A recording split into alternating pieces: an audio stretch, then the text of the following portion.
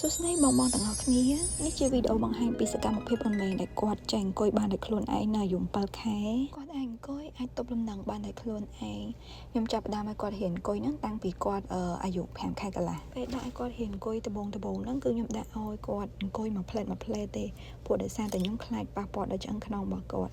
ហើយជាទូទៅពេលដែលខ្ញុំដាក់ឲ្យគាត់ហ៊ានអង្គុយហ្នឹងគឺតែងតែមានខ្នើយតុក្កតាភួយអីគឺនៅជុំវិញគាត់ហ្មងហើយតែងតែឧស្សាហ៍ដាក់ឲ្យគាត់អង្គុយមួយផ្លែតព្រោះមើលទៅគាត់អាចទប់លំនឹងខ្លួនឯងបានបដាហើយអញ្ចឹងគឺចាប់ផ្ដើមឲ្យគាត់ហ៊ានអង្គុយឲ្យបានច្រើនជាងមុនពេលខ្លះគាត់ហ៊ានអង្គុយនៅលើអតេះរុញរបស់គាត់